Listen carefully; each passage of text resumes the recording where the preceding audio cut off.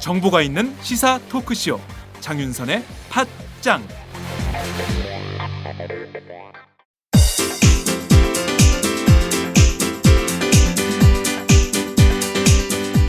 선배님, 문학을 잘 가르치는 대학이 따로 있을까요? 문학? 문학이면 서울디지털대학교 문해창작학과지. 왜요? 다른 학교랑 차이점이 있나요? 서울디지털대학교 문해창작학과는 순수 문학부터 드라마 작가, 라디오 작가, 영화 시나리오 작가까지 커리큘럼이 창작 중심이야. 그리고 책임 교수제를 도입해서 1대1로 학생을 지도하니까 학생들 실력이 성장할 수밖에 없지. 아, 그래서 문단에 데뷔한 사람들 중에서 서울 디지털대 문예창작과가 많군요. 그럼 문단에 데뷔하는 사람만 매해 10명이 넘어.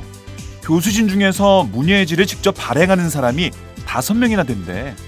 유명 작가들이 동아리 활동까지 같이 하면서 학생들 작품을 지도해 준다니까. 그렇구나. 그럼 입학 후에 내가 소설가가 될지 시인이 될지 드라마 작가가 될지 가능성을 알아볼 수 있겠네요. 지금이 입시 기간이죠? 아싸, 결정! 고마워요, 선배. 서울디지털대학교 문예창작학과 신입 편입생 모집 중.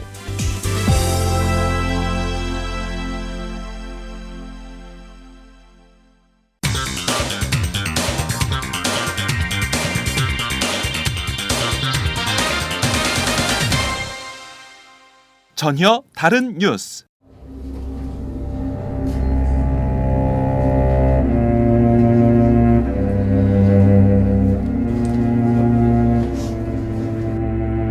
위대한 개혁 업적을 만드신 그런 불세출의 영웅이 있었습니다. 저는 김영삼 대통령의 정치적 아들입니다. 닭의 목을 비틀어도 새벽은 온다. 민주주의에 대한 정신, 철학, 우리가 다시 기리고 개성할 때라고 생각합니다. 신념의 지도자로서 국민 가슴에 영원히 될 뿐입니다. 이 나라의 이제 마지막 남은 민주화의 이제 상징이 이제 남은 사람들이 선진된 민주주의, 선진된 산업화 이런 것들을 잘 이어나가는 게 3당 합당을 통해서 또 많은 세력의 통합을 통해서 그런 어려운 시절을 견디면서 우리 사회 민주화의 큰 길을 개척했던 저희들이 그 길거리에서 외쳤던 그런 어떤 절규들이 아주 여전히 살아있는 그런 느낌이고요. 취임하시고 우리나라의 개혁의 열기가 정말 대단했습니다. 그 따뜻한 손으로 악수 한 번만 하면은 모두 그냥 거기에 마력처럼 끌려 들어갔습니다.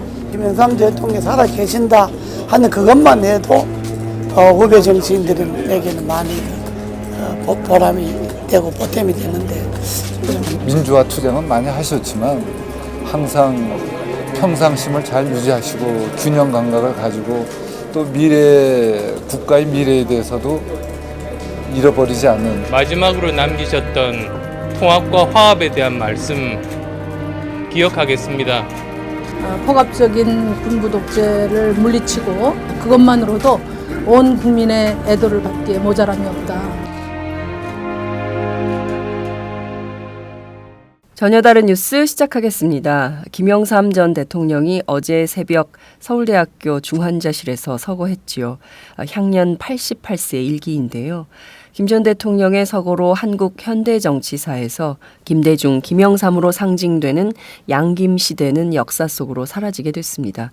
어제 새벽부터 정치권 인사들을 비롯해서 수많은 조문객들의 발길이 이어지고 있는데요. 오늘은 이 현장 소식을 알아보도록 하겠습니다. 오마이뉴스 박정호 기자 자리에 나와 있습니다. 어서 오세요. 네, 안녕하세요. 네, 어제 김 전 대통령 서거를 했는데요. 원래 건강이 별로 안 좋으셨죠? 원래 김 전 대통령은 머리는 빌릴 수 있어도 건강은 못 빌린다는 말을 남길 정도로 건강의 중요성을 강조해 왔습니다. 해외 순방 중에도 조깅을 빼먹지 않을 정도였는데요. 하지만 지난 2008년 뇌혈관이 막히는 질병 뇌졸중을 진단받은 뒤부터 반복적인 뇌졸중과 협심증으로 여러 차례 입원 치료를 받아왔습니다. 2013년 4월엔 1년 6개월 동안 입원 치료를 받다가 퇴원했었는데요. 지난 19일 고열로 다시 입원해 21일 중환자실로 옮겨진 뒤 다시 일어나지 못했습니다.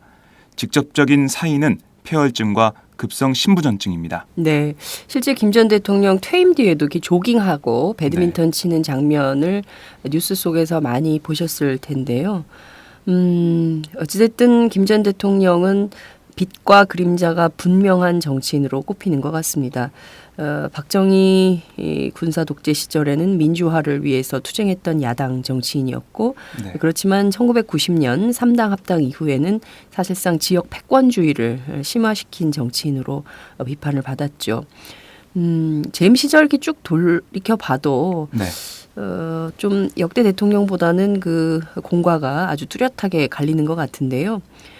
여러 가지 하나회 청산 등의 이런 것들은 개혁적인 정책으로 평가를 받지만 네. 임기 말에 IMF 외환 위기를 맞은 점은 이것은 심각한 과 이걸로 지적이 좀 되고 있죠. 그렇습니다. 김 전 대통령은 최연소, 최다선 국회의원이란 화려한 정치력을 가지고 있고 주요 고비에서 승부사적인 기질을 발휘해 정치 구단으로 불렸는데요.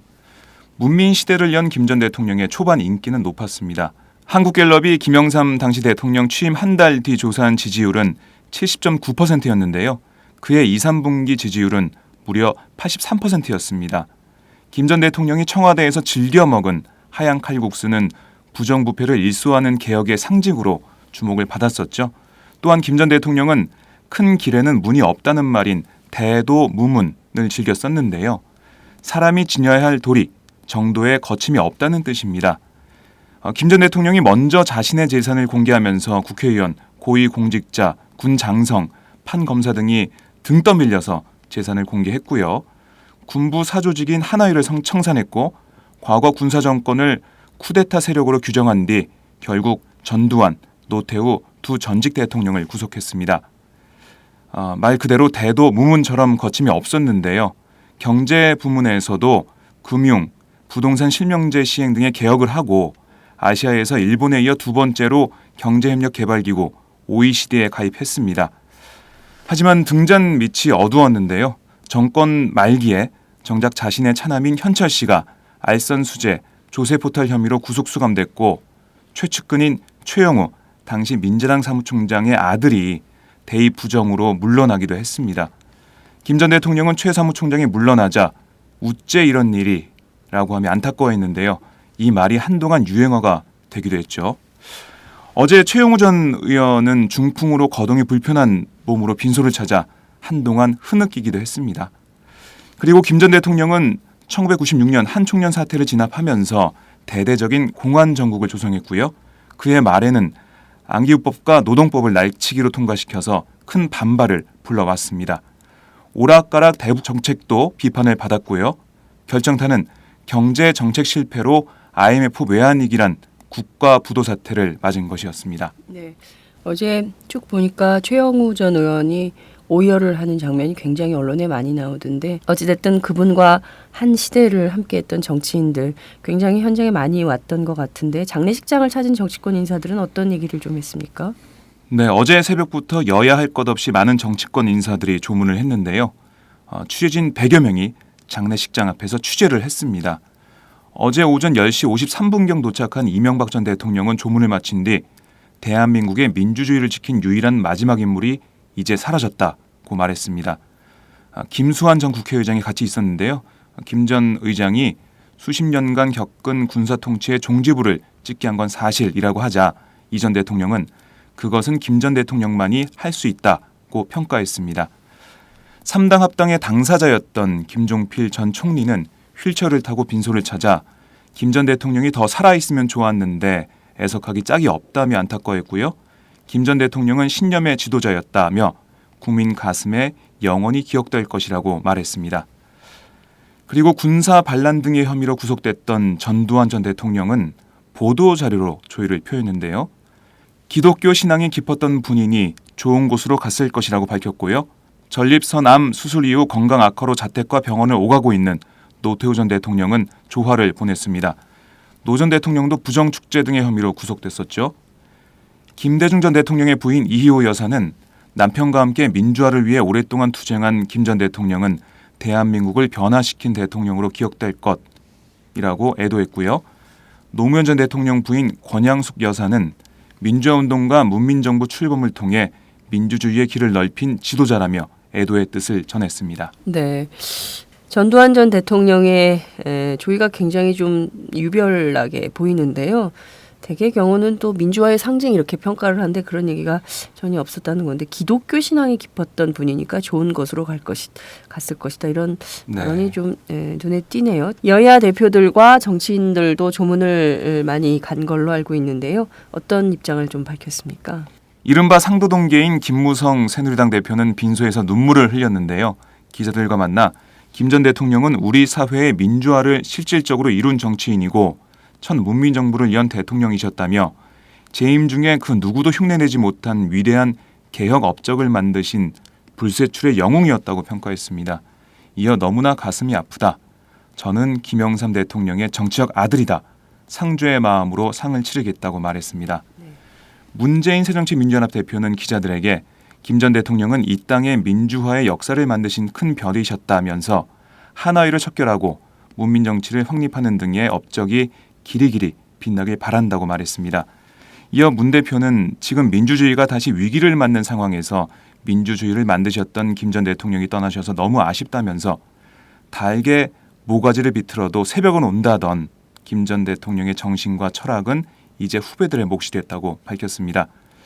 안철수 의원도 빈소를 찾았는데요. 안 의원은 고인께서 평생 간직했던 민주화에 대한 열정과 헌신은 국민들이 오랫동안 기억할 것이라고 말했고요. 박원순 서울시장은 김 전 대통령은 민주화 운동의 큰 지도자셨고 대통령이 되신 이후에도 민주 헌정의 기초를 닦으셨다고 애도했습니다. 심상정 정의당 대표는 폭압적인 군부 독재를 물리치고 민주주의를 세우는데 크게 헌신했다며 현대사의 질곡을 고스란히 짊어진 고인에 대한 성급한 곤과의 말은 큰 의미가 없다며 고인의 명복을 빌었습니다. 그리고 하나 더 소개해드리자면 역시 상도동계인 서청원 새누리당 최고 의원도 어제 조문을 왔는데요. 이렇게 얘기했습니다. 김 전 대통령은 저의 정치적 대부라며 과거에 제가 모시고 민주화운동을 함께 했다. 애통스럽다라고 밝혔는데요. 한 가지 눈길을 끌었던 게 김무성 대표와 서청원 최고위원이 지금 공천 룰을 둘러싸고 갈등을 빚고 있죠. 네.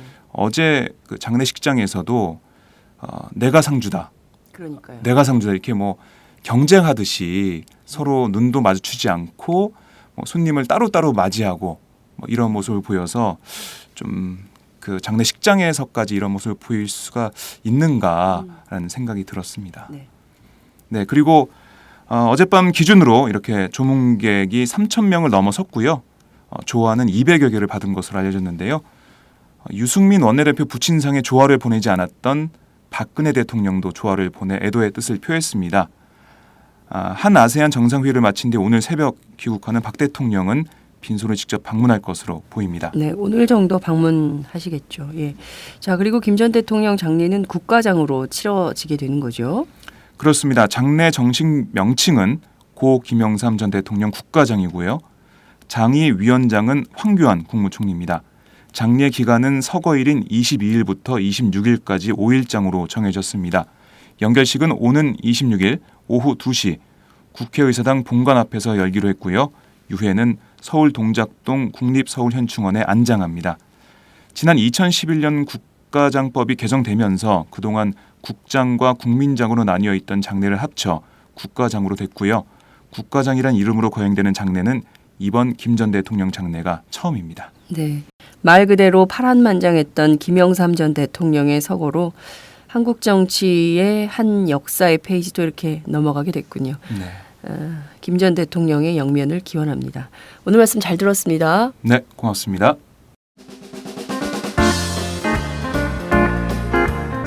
국내 최초로 단체 공정여행을 시작한 국제민주연대 공정여행사업단과 함께 2016년 새해 첫 여행을 떠나볼까요? 차마고도를 따라 천혜의 자연과 소수민족들의 삶을 체험하는 차마고도 윈난 여행. 하얼빈 빈등제와 짜릿한 겨울을 만끽하는 겨울 만주여행. 하얀 설원 위에서 새해를 맞이하는 강원도 태백 영월 여행. 새로운 여행, 가치 있는 여행, 더 재밌는 여행. 공정여행과 함께 해주세요. 국제민주연대 공정여행사업단 전화 070-8812-5809 070-8812-5809 www.fairtour.co.kr을 검색해 주세요.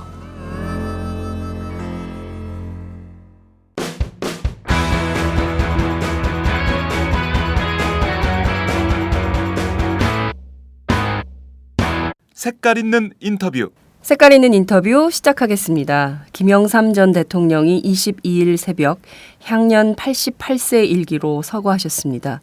한국의 첫 번째 문민 대통령으로 하나회 청산 그리고 금융실명제 등 1987년 민주화 이후 한국 정치 사회에 아주 중요한 업적을 남겼는데요.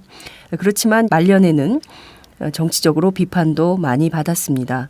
오늘은 김영삼 정부 시절 최장수 공보수석을 지내신 윤여준 전 환경부 장관을 전화로 연결해서 자세한 말씀 듣도록 하겠습니다. 장관님 나와 계신가요? 네, 안녕하세요. 네, 어제 빈소에 굉장히 이른 시간에 다녀오셨어요. 네, 저는 뭐 조문객이 아니잖아요. 모시고 있던 사람으로서 네. 아침에 일어나서 뉴스 보는 순간 그냥 바로 저도 그렇게 달려가게 되더라고요. 네, 그렇군요. 아직도 모시는 마음으로 가장 먼저. 그럼요. 저는 뭐 정말 제 생애에서 잊을 수 없을 만큼 저한테 많은 걸 베풀어 주신 분이거든요. 그러니까요.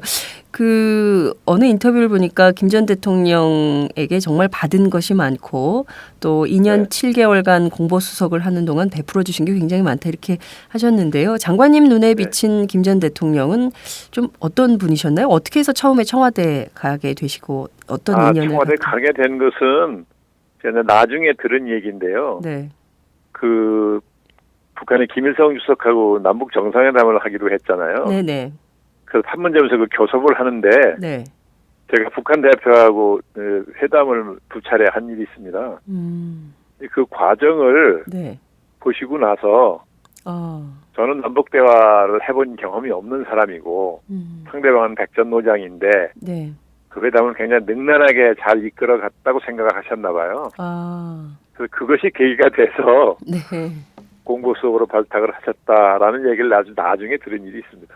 그렇군요. 실제 청와대에 함께 계실 때 김 전 대통령은 좀 어떤 분이셨어요? 글쎄, 뭐 어떤 분이라고 한마디로 얘기하긴 그렇지만, 네. 그 전에 제가 물론 이제 그 야당 총재로 민주화 운동 하실 때, 네. 제가 이제 그 신문 기자로 야당 출입 기자로 몇 년 겪어본 일이 있어서, 네네. 뭐 제가 전혀 모르는 분은 아니었죠. 예, 근데 이제 대통령이 되신 다음에 가까이서 뵙게 된 거잖아요. 근데 그때 야당 시절을 제가 뵀을 때보다는 물론 국가지도자가 되셨으니까 그렇기도 하겠지만 훨씬 더 많이 원숙해지셨더라고요. 예. 근데 원래 기본적으로 전서부터 굉장히 이 스케일이 큰 분이고 네. 자질구레한 일에 별로 구애받지 않는 성격을 가진 분이거든요. 그 굉장히 많은 걸 품을 수 있는 분입니다. 네. 예, 그러니까 자신을 공개적으로 비판하는 사람까지도 품을 수 있는 네, 그런 분이에요. 네. 예. 바로 지금 같은 시대에 정말 필요한 한국의 지도자가 아닌가라는 생각이 좀 드는데요. 네. 굉장히 많이 편찮으셨어요. 댁에도 좀 찾아가 뵙기도 하고 그러셨나요? 근래에는 뭐 못 뵀는데요. 네. 왜냐하면 이렇게 편찮으신 모습을 사람들한테 보여주고 싶어 하시지 않는다고 그러고 네. 그러시는 심정은 제가 충분히 이해하고 저도 이렇게 편찮으신 초기에 뵀더니 네네. 모습이 제가 모실 때하고 많이 바뀌셔서 그런 모습을 뵙는 게 그냥 속상하더라고요. 가슴 아프고. 네. 전 저대로 굳이 내가 대통령을 모시고 있을 때 모습을 평생 기억하는 게 좋겠다. 저도 그런 생각도 들어가고 네. 또 밖에 사람 만나고 싶어 하시지 않는다 그래서 굳이 근래에는 뭐 찾아가 뵙지 않았습니다. 가장 마지막에 뵌 것은 언제인가요? 제가 뭐 날짜를 기억은 못 하겠는데요. 네. 네. 그때 대통령께서 장관님께 어떤 말씀하셨는지 뭐 이런 것도 아니요, 특별히 의미 있는 말씀하시거나 그런 자리는 아니었어요. 그렇군요. 네. 예. 네. 청와대 수석 시절에 김 전 대통령과의 일화 중에 가장 기억에 남는 장면은 어떤 것이 있습니까? 사실 많은 말씀을 드리고 듣고 했어요, 제가. 그런 기회를 많이 주시고 그래서 그러는 과정에서 제가 참 많은 걸 배웠는데요. 네. 그 전체는 지금 가장 강렬하게 남아있는 것은 그 남북 정상회담을 조섭하기 위해서 유홍구 당시 통일부 총리를 이제 수석 대표로 한 대표단이 판문점을 가게 돼 있었는데 그 전날 청와대를 부르셨어요. 네. 그래서 셋이 들어갔거든요. 네. 근데 그 자리에서 이제 그 말씀을 하시는 걸 들어보니까 남북 정상회담이 결정됐을 때 정부 안에서 걱정하는 사람들이 많았습니다. 왜 그러냐면 김일성 주석은 오랫동안 그죠 남북 관계를 주도했기 때문에 네. 북한에서는 그죠? 그러니까 이 역사를 다 끌고 있는데 김 대통령은 상대적으로 그렇지 않으시니까 네. 이렇게 회담 중에 혹시라도 실수하실지 모른다라는 그런 걱정이 많이 있었거든요. 네. 저도 그런 걱정을 했던 사람이 하나인데 막상 그날 청와대에 가서 말씀하신 걸 들어보니까 그건 불필요한 걱정이다 하는 생각이 들어가더라고요. 굉장히 나름대로 많은 그 생각을 하셨던 것 같고 준비를 단단히 하고 계시더라고요. 네, 그리고 각오와 결의가 옆에 있는 사람 느낄 수 있을 정도로 대단했고 그러시면서 구체적으로 두 가지 지침을 주셨는데 네네. 김일성 주석은 서울을 못 온다. 나는 평양 갈 수 있다. 그러니까 회담 장소를 너무 서울을 고집하지 마라. 네. 그거 하나는 나는 어쨌든 담판을 하고 올 텐데 김일성 주석이 노쇠하고 건강이 안 좋으니까 네. 회담을 길게 하기 어려울 수도 있고 그렇죠? 네. 그러니까 얘기가 충분치 않으면 나는 결론을 내고 올 테니까 회담 횟수를 못 박지 마라. 경우에 따라서 내가 하루 더 먹을 수도 있다 이렇게 말씀하시더라고요. 예. 그럼 생각해 보십시오. 평양이라는 데를 가는데 한국 대통령이 네네. 네? 예. 나는 갈 수 있어. 그 배포 한번 보십시오. 김일성 주석은 못 와 서울. 그다음에 내가 가서 담판하고 올 테니까 하루 더 먹을 수 있다. 평양 가서 결론 안 나오면 하루 더 먹고 오겠다는 그 배포를 한번 보시라고요. 네. 그러니까요. 야, 이게 뭐 당시 이게 뭐 그때 이런 얘기들이 거의 안 나왔던 것 같은데요. 어떻게 보면 그렇죠. 그건 뭐 내부적으로 제가 받은 지침이니까 공개적으로 할 수가 없어서 그랬는데. 네. 장관님께서 그래서 회담이 만약 그때 김일성 주석이 돌아가지 않아가지고 네. 회담이 성사가 됐으면 남북 관계는 정말 중대한 전환점을 맞았을 거라고 저는 확신하죠.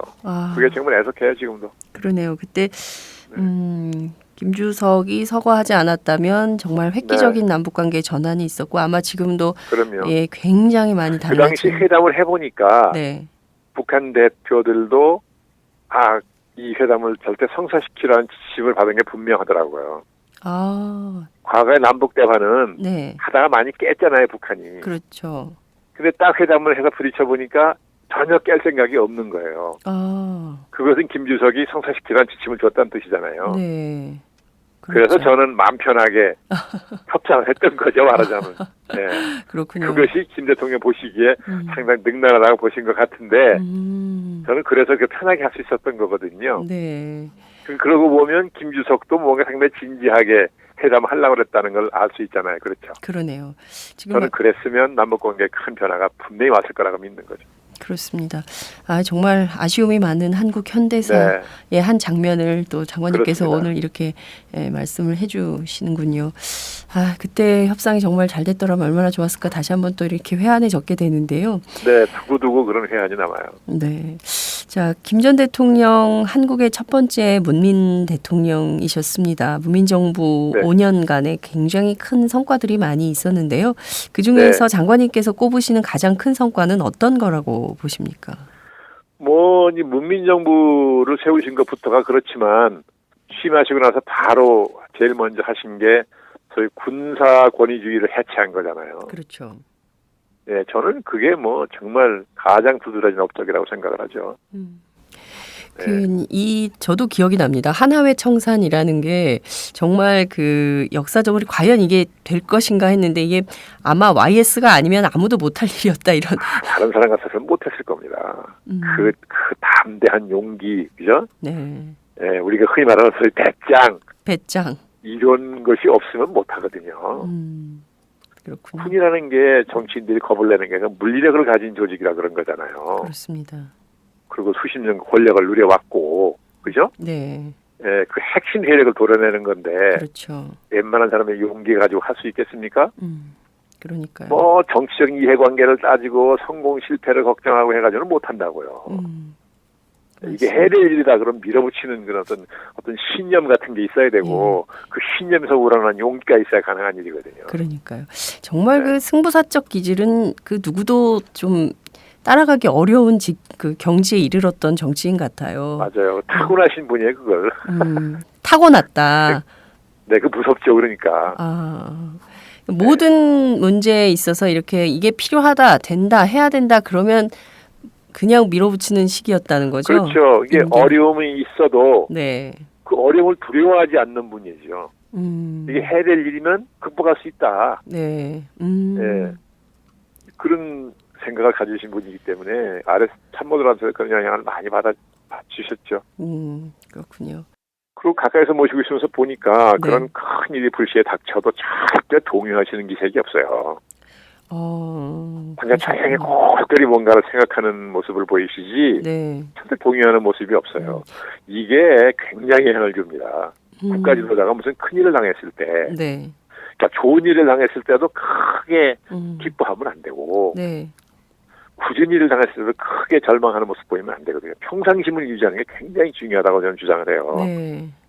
국정의 최고 책임자는 어떤 경우에도 평상심을 잃지 않아야 된다. 그래야 건전한 판단할 수 있거든요. 그렇죠. 이게 사실 근데 보통 사람의 경우에 이 평정심을 유지한다는 게 힘들죠. 굉장히 어려운 일인데. 근데 이분은 뭐 타고나신 것도 있는데다가 워낙 많은 고초를 겪고 온 분이잖아요. 그러니까요. 곡절이 굉장히 많았던. 막 단련이 되고 이런 분이죠. 그야말로 강철이 되신 분이죠. 단련된. 단련된 분이에요. 그러니까 웬만한 어려움은 누구나 깜짝 안 해요. 그러니까요. 군사 독재 시절에 35년 야당을 하셨으니 그 단련된 강철은 그 어떤 사람들보다 투철했을 거라고. 저는 하여간 그런 모습을 가까이서 보면서 저걸 내가 배워야 한다. 그런 생각을 많이 했어요. 네.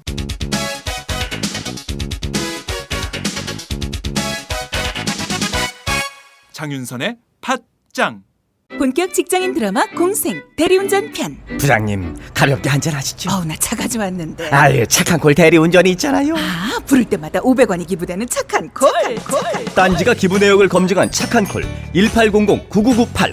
대리운전도 믿고 맡기세요. 꽃배달은 1800-9222. 퀵서비스는 1800-9668로 착한 콜 하실 수 있습니다. 꽃배달은 1800-9222. 퀵서비스는 1800-9668입니다. 자, 그런데 이제 여러 한계도 좀 있었던 것 같습니다. 대표적으로는 이제 경제 문제를 많이 꼽기도 하고 하는데요. 장관님께서는 좀 어떤 한계가 있었다 이렇게 돌아볼 때 어떤 생각이 좀 드십니까? 이거 뭐라고 해야 총체적으로 얘기를 하자면 저는 이런 아쉬움은 있었어요. 이런 말이 있죠. 말을 위해서 천하를 얻을 수는 있어도 말을 위해서 천하를 다스릴 수는 없다. 그 말이 이제 중국에서 나온 말이잖아요. 그죠? 참 명언이죠. 그래서 이 정치도자가 대통령에 당선되는 길은 그죠? 그건 창업이죠. 그렇죠? 말을 위해서 천하를 얻는 길이잖아요. 그렇죠. 대통령이 된다면 국가를 통치하는 건 천하를 다스리는 일입니다. 천하를 얻는 일과 천하를 다스리는 일은 전혀 별개의 자질을 요구하는 거예요. 그런 점에서는 필연적으로 이분에도 한계가 있을 수밖에 없죠. 그렇죠? 워낙 그 민주화 투쟁이라는 게 숨가쁘게 온 길이잖아요. 잠시 여유도 없고 그렇죠. 얼마나 많은 일을 겪었습니까? 그렇죠? 그러시다 보니까 평상시에 국가를 통치하는 준비를 충분히 못하신 거는 이해가 가요. 그런 말에서 천하를 다스릴 수 있는 그걸 준비하시는 시간이 충분히 지났다는 거죠. 그건 뭐 인간이라는 게 한계가 있는 거니까 네. 그럴 수밖에 없다고 생각하면서 그러나 늘 아쉽게 그 부분은 생각을 하죠. 근데 한국 정치에서 특히 이제 군부 독재가 굉장히 오랜 세월 동안 이어졌기 때문에 또 이제 최초의 문민 대통령이어서 사실 그 준비를 할 기회는 별로 없었을 그러니까 수밖에 없을 것 저는 같아요. 이렇게 생각을 하죠. 그 아쉬움을 느끼면서도 김영삼 대통령이 두 가지를 다 해달라고 그러는 건 무리라는 거예요. 어쨌든 3당 합당이라는 걸 통해서 문민정부를 빨리 탄생시켰잖아요. 그렇죠? 그래서 군사권위주의를 빨리 해체할 수 있었던 거 아닙니까? 그것만 해도 보통 사람 못하는 일이에요. 그렇죠? 그리고 한국 현대 정치생 그거 자체가 굉장히 뚜렷한 업적이잖아요. 근데 거기다가 집권 후에 또 통치까지 훌륭하게 한 대통령이면 금상첨화겠지만 한 사람에게 지도자에게 두 가지를 다 기대하는 건 무리 아니냐는 거죠. 그러니까 우리가 YS를 평가할 때 그분을 평가할 때 그런 걸 좀 감안하자 하는 생각을 저는 하고 싶어 하죠. 가까이 보셨던 사람이라 그런지 모르겠습니다만. 그렇죠. 예, 공과 과를 뭐 역사가 또 다 제대로 평가를 하지 않을까 싶습니다. 그 물론이죠. 김 전 대통령 35년간의 야당 생활을 하면서 뭐 온갖 고초를 다 겪으셨는데요. 특히 그 박정희 대통령 삼선 개헌 반대하다가 질산 테러인가요? 이런 테러도 당하기도 했었는데, 초산 테러. 당시 청와대 수석들에게 뭐 이런 얘기들, 뭐 본인의 야당 생활의 어려움이나 이런 것들을 뭐 주로 뭐 성토하거나 이런 가끔 그 야당 생활 하실 때 에피소드 같은 걸 이렇게 이제 들려주시고 그런 일이 있었어요. 제가요 이거 해도 좋을지 모르겠는데 제가 한번 이렇게 여쭤봤어요. 그 야당 하시면서 말하자면 정치 자금 이런 게 많이 필요하셨을 텐데 그걸 어떻게 조달하셨습니까? 이렇게 여쭤봤더니 그 당시에는 통행금지라는 게 있었잖아요. 그 통금 시간이 아주 임박해서 어느 돈 많은 양반 집을 자택을 방문하신대요. 그럼 그분은 잘나고 해닥하다가 뜻밖의 김영삼 총재 오셨다 그러니까 황급히 나왔을 거 아닙니까 맞이하고. 그렇겠죠. 그러면 그 야당의 어려운 사정을 말씀하면서 좀 도와달라고 요청하시면 그 돈 많은 양반이 집에 돈을 많이 가지고 있는 건 아니잖아요. 그러니까 제가 사람을 보내겠습니다. 그렇게 말을 한대요. 그래 이제 오시면 반드시 그 다음 날이나 다음날 남모르게 많은 돈을 보내주더라는 거예요. 한 번도 약속을 안 지킨 사람이 없었다. 그러시더라고요. 내가 그 덕에 그래도 참 선거도 치르고 뭐 투쟁도 하고 그랬지 그러시더라고요. 그렇군요. 정말 이제는 말할 수 있다. 그러니까 뭐 그 당시에 참 돈이 많은 분이라면 대개 지금으로 말하면 대기업 총수 같은 분 아니었나 싶은데 사람이 누구라고 말씀 안 해주셨으니까요. 그렇군요. 하면서도 이분의 그 민주화를 위한 그 투쟁은 속으로 다 지지했다는 뜻 아니겠어요? 근데 알려지면 큰일 나니까 그렇게. 모르게. 그렇군요. 그 저희는 아버님께서 워낙 어장을 거제에서 크게 하셔가지고 이 멸치 때문에 정치 자금에 어려움이 없는 줄 알았더니 이렇게 야밤에 돈 많은 집. 아마 초기에 정치하실 때는 그 이제 아버지께 신세를 많이 지셨다 그러대요. 근데 나중에는 이제 단위가 커졌을 거 아니에요. 세력이 커졌으니까. 아버님께만 의존하기가 어려우셨겠죠. 단위가 달랐을 테니까요. 그렇군요. 대기업 멸치는 마지막 끝까지도 그래도 받은 사람 많아요. 김영삼 멸치. 선물. 유명하잖아요. 장관님도 좀 받으셨습니까? 이 멸치. 받았죠. 저도 출입 기자를 했는데요. 아니 청와대 계실 때도 받으셨습니까? 아니요. 그 청와대는 아니에요. 청와대는 아니고 출입 기자 시절에만 받으셨군요. 그 말씀이 굉장히 인상적이십니다. 군사 독재 시절에 무서워서 아무도 말은 못하지만 대기업 총수들도 민주화 투쟁에 다 동의하고 속으로 지지했기 때문에 사실 이걸 뭐라고 해야 됩니까? 민주화 자금, 군자금이라고 해야 됩니까? 그렇죠. 그러니까 뭐 대기업을 운영하는 분들도 속에 왜 생각이 없었겠습니까? 그렇죠. 하여간 말씀이 그래요. 한 사람도 그 약속을 어긴 사람이 없었다. 한 사람도 그 약속을 어긴 사람이 없었다. 이건 저기에도 안 나오는 얘기 같습니다. 다음은 팥짱 서포터즈 1호 광고입니다.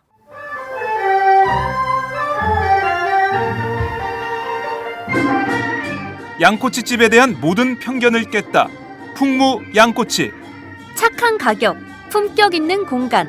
국내외 유명인들도 자주 찾는 풍무 양꼬치. 나는 그 집 양갈비가 훨씬 맛있던데. 누나, 나는 그 집 맛있는 요리들이 지금도 잊혀지지 않고 있어요. 단체석이 많아 모임하기 좋은 곳. 풍무 양꼬치. 대림역과 구로 디지털 단지 역점 두 곳에 있습니다. 예약 문의 02809-9292, 02809-9292. 잠깐, 팥짱 애청자라고 말씀하시면 통큰 서비스를 제공합니다.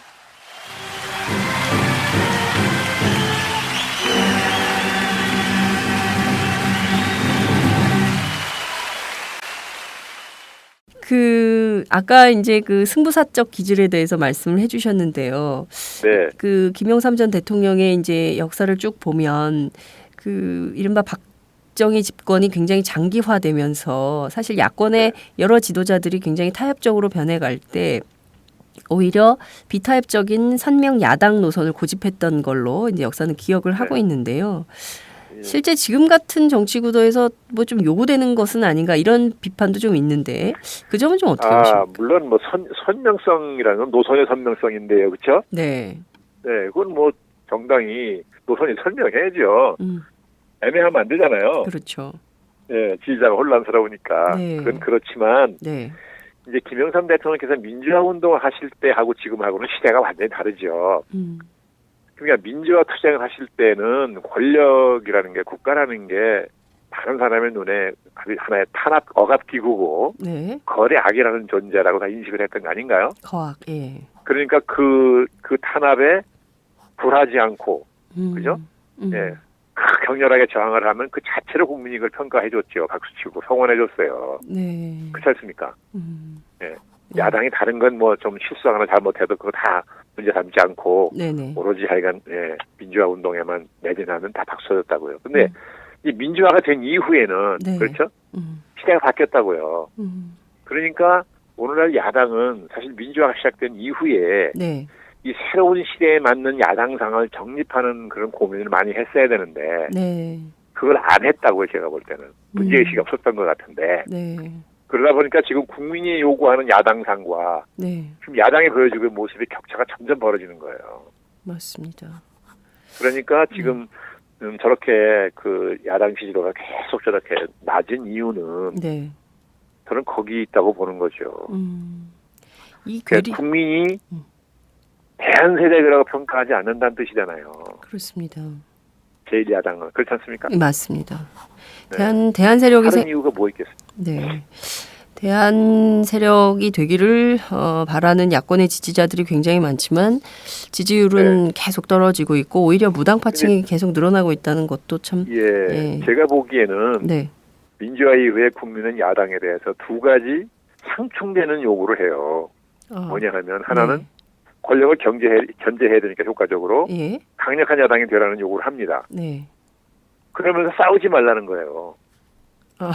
싸우지 말라는 건 말로 싸우라는 얘기지. 네. 과거식으로 싸우지 말라는 얘기거든요. 그럼 어떻게 과거식으로 안 싸우고 강력한 야당이 될 수 있습니까? 이거 쉬운 과제가 아니에요. 근데 국민은 그걸 요구한다고요. 그러니까 이거를 붙들고 시름을 했어야죠, 야당이. 네, 그러면 설사 야당의 투쟁이 흡족하지 않더라도 국민이 그 고충도 이해하고 그랬을 텐데 네네. 그런 노력을 하는 모습을 야당이 보인 일이 없잖아요.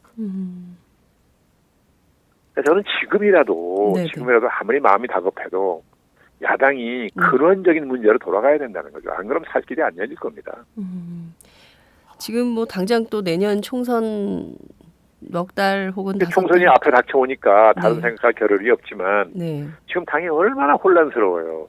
저게 총선을 몇 달 앞둔 제1야당의 모습은 아니죠. 그렇죠? 그렇습니다. 민주정당의 갈등이라는 게 필연적으로 있는 것이고 그게 생산적인 에너지가 되는 것이긴 하지만 갈등의 내용이 뭐냐. 갈등을 관리하는 능력이 어느 정도냐는 게 중요한 거 아닙니까? 네. 근데 지금 야당은 갈등의 내용도 국민이 볼 때 치졸하고 관리하는 능력도 치졸하고 그렇게 보이는 거 아니에요? 네. 네. 이걸 어떻게 벗어날 겁니까? 그러니까 아무리 마음이 급해도 네. 급할수록 천천히 가라는 말도 있잖아요. 근원적인 문제로 돌아가지 않으면 야당은 총선 대선 2012년도에 한 해 총선 대선 다 졌잖아요. 네? 네. 그러니까 한 해 총선과 대선이라는 그 큰 선거 두 개를 다 져놓고도 황골탈퇴하는 모습을 보이지 않았으니까 국민이 신뢰하겠어요? 자, 지금 상황에서는 그러면 내년도의 총선도 여전히 야권에게 어렵다 이런 전망을 하십니까? 지금 같으면 저는 굉장히 어려울 거라고 보는데요. 한 가지 기대할 거는 국민의 견제 심리인데 네. 권력이 너무 비례해지면 문제가 생겼다는 걸 우리는 국민은 체험으로 안다고요. 네. 그래서 스스로 그런 견제 심리를 가지고 견제를 해주는 선거가 몇 번 있었죠. 근데 그것도 너무 믿으면 안 돼요. 왜 그러냐면 지금 야당에 대한 국민의 실망이 너무 커서 그 견제 심리가 작동 안 할지도 모른다고요. 그래서 정말 야당은 조심해야 돼요. 정신 바짝 차려야 됩니다. 지금 저러고 있을 때가 아니에요. 그러니까요. 지금 말씀하신 대로 국민의 견제 심리는 또 그게 달아있는 건 사실입니다. 워낙 박근혜 대통령의 독주가 좀 그 상식을 넘는 수준으로 초상식적인 일들이. 불구하고 야당에 대해서는 지지도가 안 올라가는 건 왜 그렇다고 봅니까? 그러면 그렇잖아요. 네. 제대로 견제 못할 거라는 것 때문에 그러는 거잖아요. 대안이 아니라는 것 때문에. 네. 그렇죠. 조금만 모색해 보면 원인이 어딘지도 금방 찾아낼 수 있고, 그럼 우리가 뭘 어떻게 해야 될지 과제도 금방 추천할 수 있을 텐데 그런 진지한 노력은 하지 않고 자꾸 모양만 만든다고요. 모양만. 국민이 그 모양에 안 넘어가요. 네. 맞습니다. 지금 이런 솔직하고 진심 어린 이런 비판을 야권이 좀 제대로 받아서 해야 되는데 늘 보면 이제 시간이 없다고 또 이제 선거 앞두니까 선거용으로 막 하려고 하는데 국민들이 그 마음을 마음을 잘 안 열어주고 국민이 그런 모습에 아주 질린 거예요, 이제. 그렇죠. 이 대안부제론이 굉장히 오래되는데 이 지리멸렬한 이 상황을 좀 어떻게 하면 타개할 수 있을까요? 바깥에서 제3세력도 좀 잘 안 만들어지는 것 같고요. 제가 그까지 어찌 알겠습니까마는. 네. 원론적으로 저는 이런 생각을 하지요.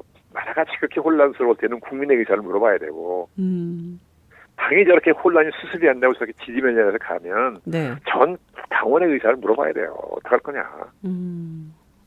그렇지 않으면 수습이 안 될 겁니다. 네. 당의 지리멸렬한 상황은 당원의 의사를 물어봐야 한다. 그렇지 않으면 수습이 안 될 것이다. 이런 말씀. 그래야 새로운 에너지도 생기고, 그렇죠? 새로운 어떤 정당성을 갖는 리더십도 생기고 그러는 거거든요. 네. 그러니까요. 김영삼 전 대통령의 경우에는 그 5.18 광주 민주화 운동 관련해서 83년도에 민주화 5가지 그리고 또 야당 인사 석방 요구하면서 무려 23일간 단식 농성을 벌였어요. 그래서 이걸 계기로 해서 민주화 세력이 총집결해서 민추협도 만들어지고 또 이후에 김대중 전 대통령과 함께 신한민주당도 만들고 이렇게 갔었는데 지금 리더십이 이런 그러니까 자기를 좀 내려놓고 헌신해서 새로운 무에서 유를 창조하는 그런 리더십을 좀 기대하기 어려운 거 아니냐 이런 비판도 있습니다. 이걸 좀 어떻게 해야 될까요? 물론 정치 지도자는 그 대의를 큰 의를 위해서 자기를 희생할 수 있는 각오가 돼 있어야만 되거든요. 그래야 국민이 감동을 받고 신뢰하는 거거든요. 근데 지금 정치 지도자들은 그런 모습을 보이는 사람이 거의 없는 것도 문제고 또 그것만 가지고는 안 되죠. 아까 말씀드린 것처럼 이제 설사 야당에 대한 지도자가 단식한다고 국민이 와이스 탄생할 때처럼 그렇게 하지 않을 겁니다. 그렇죠. 그러니까 지금은 야당하기가 어떻게 보면 김대중, 김영삼 그 두 분이 야당할 때보다 훨씬 어려워요. 다른 차원의 역할을 해줘야 되니까. 물론 그때도 그 권력의 탄압이나 회유나 이런 것을 무릅쓰고 한다는 게 절대 쉬운 일은 아니었지만 초인적인 의지가 있어야만 가능했던 것이긴 하나 지금은 그런 방식이 또 통하는 때가 아니잖아요. 그렇죠. 더 훨씬 어려워진 야당에서 훨씬 이것을 어려워졌죠. 예. 야당 노릇하기가. 예. 그럼에도 불구하고 또 좀 돌파하는 힘도 좀 있어야 될 것 같은데요. 그런 지혜도 물론이죠. 필요하고. 그런데 글쎄 돌파를 하려면 네. 아니 이런 거 있잖아. 태권도가 말이죠. 네. 맨지먹으로 벽돌을 깨는 힘이 어디서 나옵니까? 한순간에 온몸의 에너지를 한 곳으로 모으는 거잖아요. 그래야만 맨지먹으로 벽돌을 깰 수 있는 거 아닙니까? 야당의 리더십은 그걸 할 수 있어야죠. 네. 하나의 목표를 향해서 모두 에너지를 모을 수 있는 그 능력 있는 리더십이 있어야 가능한 거 아니에요. 네. 그게 쉽지 않죠. 아이고 정말 점점 정치하기 어려운 상황이 됐다. 그렇지만 야당이 지금 뭐 문안박 연대를 통해서 뭔가 좀 돌파구를 마련하겠다 이런 것 같은데요. 그건 어떻게 성공할 거라고 보십니까? 그래서 전 지금의 그 무슨 스크럼? 희망 스크럼. 예. 문안박. 네, 물론 뭐 야당의 그 대표적인 지도자들이 선거라는 중요한 일정을 앞두고 그렇게 힘을 합치는 것 자체야 물론 그가 좋은 일이죠. 필요한 일이고. 그렇긴 하나 네. 지금 그렇게 당이 이렇게 막 이제 뭐 대표 사퇴하라 그러고 막 혼란스러워서 세 사람이 그냥 손을 잡고 치르자라고 한다고 해서 국민이 저는 그거 평가 안 할 거라고 보는데. 국민들이 왜냐하면 자칫하면 국민의 눈에 네. 되게 그 뭐라 그래야 되나 위기를 모면하기 위한 하나의 술수로 보기 쉽고 우리가 흔히 말하는 소위 뭐 나눠 먹기 네. 그렇죠? 네, 뭐 이런 소위 이렇게 비춰질 위험성이 있어요. 그렇게 비춰지면 그 국민이 뭐 쳐다보겠습니까? 네. 그러니까 세 분이 합치는 건 굉장히 중요한 일이라는 걸 인정하지만 무엇을 하려고 합치느냐, 어떻게 하려고 합치느냐 하는 걸 내놓고 합치자고 해야죠. 그냥 손잡자? 그 국민이 전 평가 안 해줄 거라고 보는데. 네. 무엇을 위해서 어떤 것을 혁신하겠다는 것인지. 그렇죠. 그 혁신에 무엇을 어떻게 하겠다라고 하고 이거로 해서 우리 힘을 합치자. 그래야 그게 국민도 평가해주는 단합이 될 것이고 그래야 새로운 에너지가 생기고 그러지 않겠어요? 네.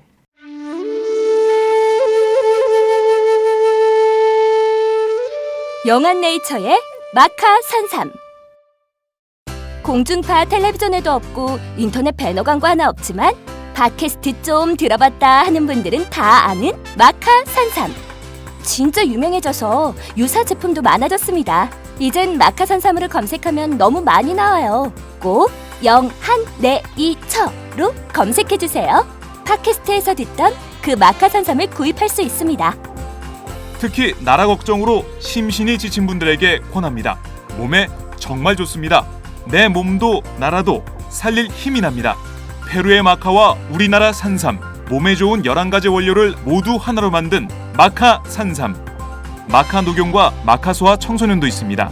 1일 2회 공복에 따뜻한 물과 함께 드세요. 영한네이처 마카 산삼. 네, 저도 팟짱 녹음하기 전에 마카 산삼을 꼭 챙겨 먹고 있습니다. 자, 박근혜 대통령 얘기를 좀 해봐야 될 것 같은데요. 워낙 그 후보 시절부터 이게 대통령이 되시면 그 박정희 정권의 재판이 될 거다 이런 비판을 하신 바 있으십니다. 지금 3년 차 넘어 4년 차로 가고 있는데요. 어떻게 보세요? 지금 잘 가고 있다고 보십니까? 아니 임기 반환점을 돌 무렵에 네. 언론을 보니까 평가가 후하지 않더라고요. 그렇지 않았습니까? 예, 맞습니다. 예, 그건 누구라도 대개 비슷한 생각하는 거 아닌가 싶은데 물론 여러 가지 국내 상황이 굉장히 어려워서 누가 해도 쉽게 해체할 수 있는 상황은 아니었지만 그럼에도 불구하고 어쨌든 국민의 기대치에 많이 못 미친 건 사실 아니냐는 거죠. 근데 지금 국민의 기대에 굉장히 못 미치고 있고 심지어 국정교과서를 하고 그리고 또 유승민 전 원내대표를 국회법 문제로 저렇게 사실상 날리고 그리고 사실 그 새누리당을 완전히 장악해서 이른바 그러니까 여당다운 여당의 역할, 당으로서의 자기 역할을 전혀 지금 못하고 있는 새누리당. 이게 보면 그 권력이 좀 이렇게 서로 견제와 균형 이런 게 돼야 되는데 지금 입법부를 청와대가 완전히 장악하고 있는 이런 양상. 이게 굉장히 오래됐거든요. 이게 좀 비정상적인 정치 상황이 아니냐는 거죠. 근데 사실은요. 대통령이 입법부를 지배하려고 했던 것을 박근혜 대통령이 처음 하는 건 아니죠. 솔직히 말씀드리면 민주화 이후에 김영삼 대통령이나 김대중 대통령마저도 그런 움직임을 보였어요. 안 그렇습니까? 예. 김대중 대통령 때는 의원 꿔주기 기억하세요? 의원 꿔주기. 예. 예. 그 의회 정치를 시화화한 거잖아요. 예? 예를 들면 그 왜 그랬습니까? 다수의 힘으로 의회를 지배하겠다는 생각 때문에 그랬던 거 아니에요. 예, 그러니까 뭐 박근혜 대통령만 뭐 국회를 지배하려고 그러는 건 아니지만, 네. 예, 그 방식이 또 그 민주화 직후하고 지금하고는 또 시대가 많이 바뀌었는데, 그렇죠. 네. 예, 지금 와서도 자꾸니 그렇게 하니까 그게 이제 답답해서 그러는 건데요. 얼핏 보면 집권당을 대통령이 일사불란하게 통제를 하고, 그래서 그 다수의 힘으로 국회를 지배하면 대통령 힘이 커질 것 같죠? 아닙니다. 세상에 모든 건 다 대가가 있는 거예요. 대가가 있다. 결국 나중에 부메랑으로 돌아오게 됩니다. 왜냐하면 집권당이 무기력해져요. 집권당이 무기력해지면 그 부담이 다 대통령한테 갑니다. 네. 집권당이 활성화돼야만 대통령이 정책 부담을 더는 거거든요. 네. 네. 거꾸로 간다고요. 그렇군요. 지금 보면 네.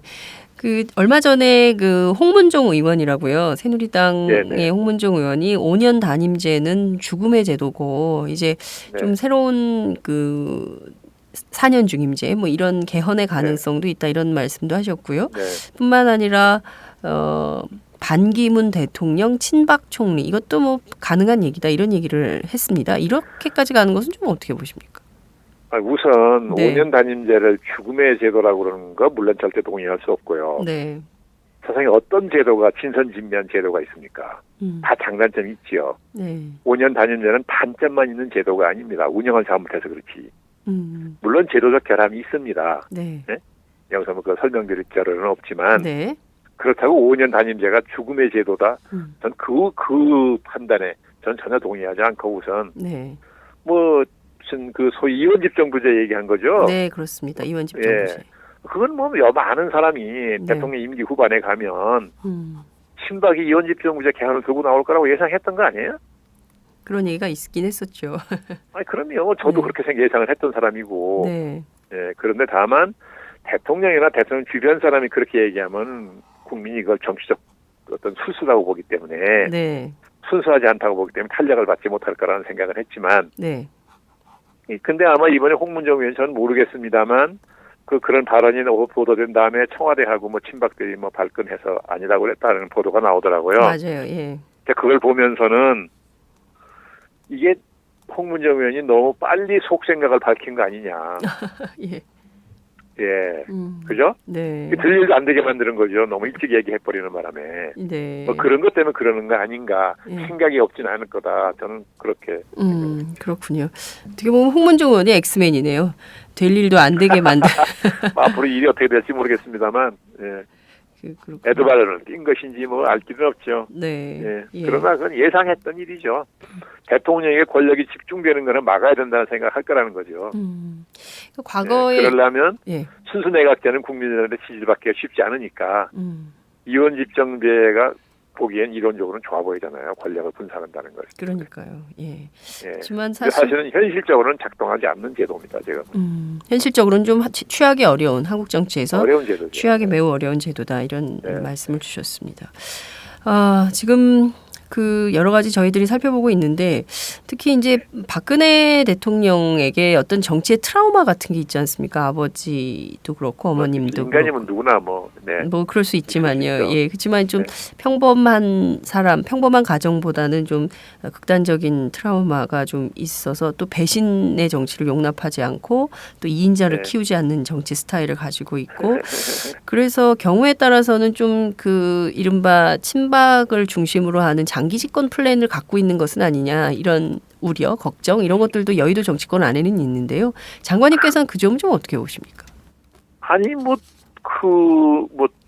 친박 마냥 누구라도 권력 잡으면 그 생각 안 하겠습니까? 안 돼서 그렇지. 네, 안 돼서 그리고 그렇지. 예, 지금의 한국 사회를 지배하고 있는 소위 뭐 지배연합이라고 부르기도 하고 뭐 지배세력이라고 불리기도 하고 뭐 그런 세력이 있잖아요. 네. 꼭 박근혜 대통령이 처음 그런 게 아니고 사실은 그 일본의 자민당 같은 예, 그런 체제를 만들고 싶은 생각 한 지 오래됐죠. 네. 새로운 거 아닙니다.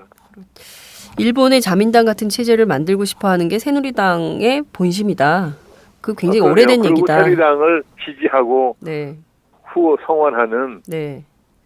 세력들이 그런 생각을 한 지가 한참 된다는 거죠. 그러니까 소위 한국의 기득권 세력. 세력. 나쁜 것만 아닐 수도 있는데요. 네. 네. 그러니까 소위 한국의 기득권 세력이 일본의 자민당 체제 같은 거를 원하고 그것을 좀 새누리당이 좀 해주면 어떻겠냐 이런 생각들을 한지는 굉장히 오래됐다. 당연히 하겠죠. 왜냐하면 그것이 어떤 정치적 안정을 가져온다고 보기 때문에. 네네. 또나 우리 지금 분단 상황이잖아요. 네네. 네, 끊임없는 북한의 어떤 그런 위협이 있고 또 우리 내부에도 또 이게 막 좌우로 다 갈라져 있잖아요. 네. 그래서 늘 이제 불안하니까 일본의 자민당 같은 세력이 오래 집권을 하면 이제 안정이 되고. 네네. 정치가 안정이 되면 경제가 번영할 수 있다는 그런 물론 좋은 생각으로 그러는 거겠지만. 네. 네. 하지만 사실 이건 역시도 한국 정치에서 쉬운 일은 아닌 것 같은 그런 생각이 좀 드는데 근데 사실 내년 총선이 그 분기점이 될 수는 있겠다라는 생각은 좀 듭니다. 야권이 이렇게 계속 지리멸렬하고 중요한 총선거일 수 있죠. 네. 네, 굉장히 야권이 지리멸렬하고 또 새누리당은 이런 일본 자민당 체제 같은 장기 집권 기대를 가지고 있고 이걸 원하는 이른바 한국의 기득권 세력이 있기 때문에 사실 굉장히 어려운 그리고 중요한 총선이 바로 내년 총선이다. 이렇게 말씀 주신 걸로 정리하도록 하겠습니다. 오늘 말씀 잘 들었습니다. 네, 감사합니다. 네. 네. 안녕하세요. 장윤서의 팟짱, 귀에 팍팍 꽂히죠? 저는 오늘도 오마이뉴스 최종병기라고 바닥바닥 우기고 있는 김병기 기자입니다. 공짜 자전거 신문 조중동 기자들이 자기 신문 돈 내고 보나요? 안 봐요, 아빠! 네. 저는 팟짱에 매월 자발적 정치료 3만원씩 내는 10만인 클럽 회원입니다. 애청자 여러분 덕분에 올해 1000명 늘어서 무려 9,400. 내친 김에 연말까지 1만 명 만인보 캠페인에 도전합니다. 무슨 캠페인이요? 만인보! 한 명의 마음걸음보다 만 명의 당당한 한 걸음. 올해가 가기 전에 오마이뉴스 10,000번째 주인공이 되어주세요. 홈페이지에서 가입하시거나 02-733-5505 내선번호 274번으로 전화주세요. 요즘 엄청 갑갑하죠? 갑갑해.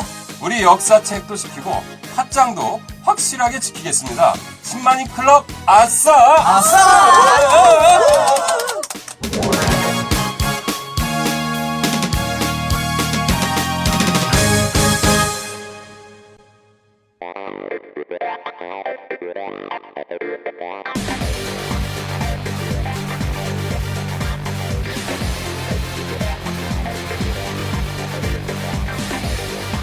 정보가 있는 시사 토크쇼 장윤선의 팟짱.